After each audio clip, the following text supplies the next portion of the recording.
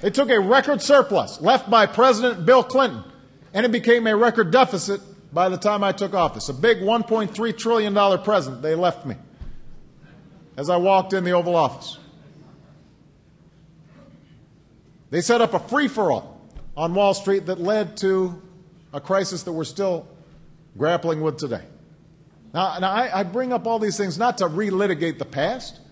I just don't want to relive the past. And I bring this up because that is the philosophy the Republicans, like Alexi's opponent, intend to bring back if they win in November. Now, they might have a new name for it. They call it the Pledge to America. The Pledge to America. It's the same stuff they've been peddling for years. They're trying to hoodwink you once again. Let's take a look at the Pledge to America. Some of you may not have examined it. Now, for starters, it turns out that part of the pledge was actually written by a former lobbyist for AIG and ExxonMobil. You cannot, yes, you can't make this stuff up. So that gives you a clue of, who they're making the pledge to. Then the centerpiece of this pledge is a $700 billion tax cut for the wealthiest 2% of Americans. That is their big idea. Now, these are the folks who lecture us on fiscal responsibility. So I have to point out, we don't have $700 billion. We'd have to borrow $700 billion from the Chinese or the Saudis, and then use it to provide tax cuts worth an average of $100,000 to millionaires and billionaires. When you ask them, well, where are you going to find the $700 billion? They don't have an answer. But when you look at the fine print, it turns out that a small portion of the tax cut they want to pay for by cutting education by 20%. 20%, which would translate into reduced financial aid for 8 million college students. At a time when education is the biggest predictor of a country's economic success, they think it's more important to provide these tax breaks to folks who don't need them, weren't asking for them, than it is to make sure that our young people can get to college. Which makes me want to ask our Republican friends, do you think China is cutting back on education?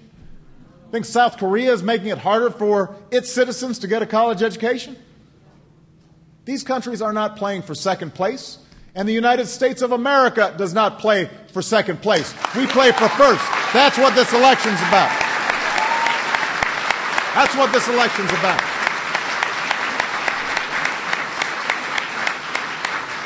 See, Alexi and I have a different idea about what the next 2 years should look like. Yes, sir. It's an idea rooted in our belief about how this country was built. We know government doesn't have all the answers to all of our problems. We don't believe government's main role is to create jobs or prosperity. We believe government should be lean and efficient, and that the private sector should be creating jobs. We want to reduce the deficit, which is why we proposed a 3-year spending freeze, and we set up that bipartisan fiscal commission to deal with our deficit that the other side voted against. But we also believe in America, we reward hard work and responsibility. We believe this is a country where we look after one another, that we are our brother's keeper, our sister's keeper. That's the America I know. That's the choice in this election. So instead of tax cuts for millionaires and billionaires, we want to make permanent tax cuts for middle-class Americans. Because folks who work hard every day, they deserve a break. Instead of the Republican plan to keep tax breaks for companies that are shipping jobs overseas, we want to give tax breaks to companies that are investing here in the United States of America, to small businesses and American manufacturers and clean energy companies. I don't want solar panels and wind turbines and electric cars made in Europe and Asia. I want them built here in the United States by American workers.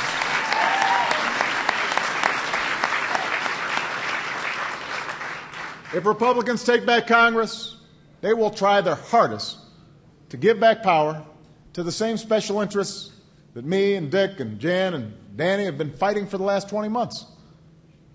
We can't let them do that. We can't go back to the days when insurance companies could drop your health insurance when you got sick. We can't go back to the day when credit cards could jack up your rates for no reason. We can't go back to the days of taxpayer-funded bailouts. We can't allow special interests to take free rein again. That's why I'm proud to be standing next to Alexi. He's made it clear he'll fight for you in the United States Senate. He's not funding his campaign with federal PACs or lobbyist money. On his first day in office, he enacted the most sweeping ethics reforms of any Illinois state treasurer, ensuring that contractors and banks couldn't pay to play for state business. He took on credit card companies and banned them from aggressively marketing on college campuses so that our kids don't graduate with credit card debt on top of tuition debt. And a lot of you know what he did for Heart Marks, which, by the way, made this suit. It's a company that's employed people in this state for more than 100 years. And when it fell on hard times and a big bank threatened to pull its credit, risking more than 600 jobs, Alexi stepped in. He told that bank if they did that, they'd no longer manage the money of Illinois taxpayers. He helped save that company, those jobs. They can testify about who he's going to fight for, who he cares about.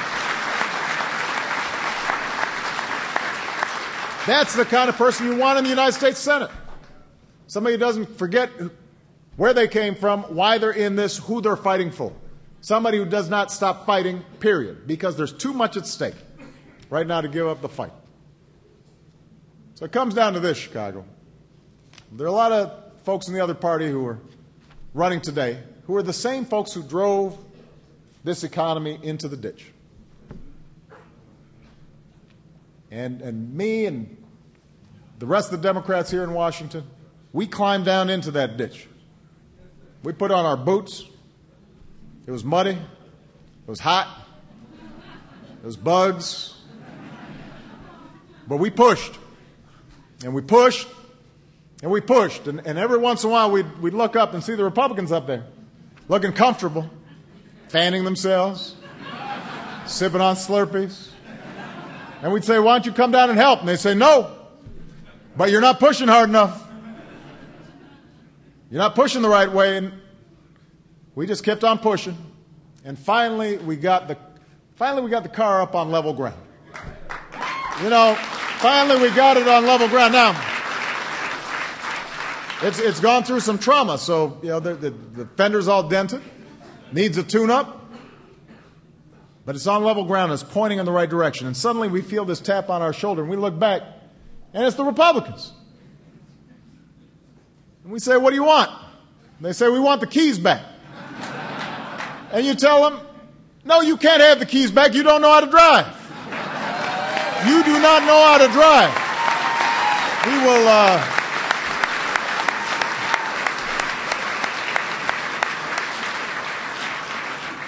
You can join us. You can hop in the back seat.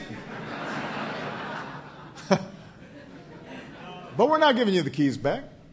Have you ever noticed when you drive, you want to go forward, what do? You put the car in D. If you want to go backwards, you put it in R. That's not a coincidence. That's not a coincidence. Not a coincidence. But whether they get the keys back is ultimately up to you. They see a chance to get back in the driver's seat with the special interest riding shotgun. And thanks to a recent Supreme Court decision, they're being helped along by special interest groups that are spending unlimited amounts of money, all on attack ads, and they don't disclose who's behind the ads. Could be an oil company, could be an insurance company, could be Wall Street. You don't know. Almost every one of them is run by Republican operatives. They're posing as nonprofits, non-political groups. They've got these innocuous sounding names like Americans for Prosperity, the Committee for Truth in Politics, or Moms for Motherhood.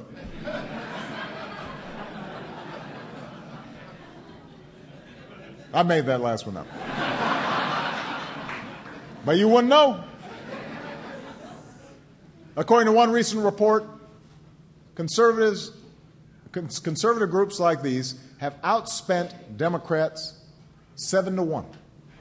Right here in Illinois, in this Senate race, two groups funded and advised by Karl Rove have outspent the Democratic Party 2-1 in an attempt to beat Alexi. 2-1. Funded and advised by Karl Rove. Just this week, we learned that one of the largest groups paying for these ads regularly takes in money from foreign sources. So the question for the people of Illinois is, are you going to let special interests from Wall Street and Washington and maybe places beyond our shores come to this state and tell us who our senators should be? That's not just a threat to Democrats, that's a threat to our democracy. The American people deserve to know who's trying to sway their election. And if we just stand by and allow special interests to silence anybody who's got the guts to stand up against them, our country is going to be a very different place. That's not how our democracy operates. So that's why we've got to work even harder in this election. That's why we need to fight their millions of dollars with millions of voices who are ready to finish what we started in 2008. Because if everybody who fought for change in 2008 shows up to vote in 2010, we will win. And by the way, most of the polls say the same thing. Alexi will win. Pat Quinn will win. The entire ticket will win. So they are counting on you staying home and being apathetic. They're counting on your silence. They are counting on your amnesia. That's what they're counting on. So Chicago, prove them wrong. Let's show Washington one more time. Change doesn't come from the top. It doesn't come from millions of dollars of attack ads. Change happens from the bottom up. Change happens because of you. And if you get fired up one more time, if you're knocking on doors and making phone calls and talking to your friends and going into the barber shops, going into the beauty shops, I promise you, we will have Alexi as the next senator from the great state of Illinois. Thank you very much. God bless you. And God bless the United States of America.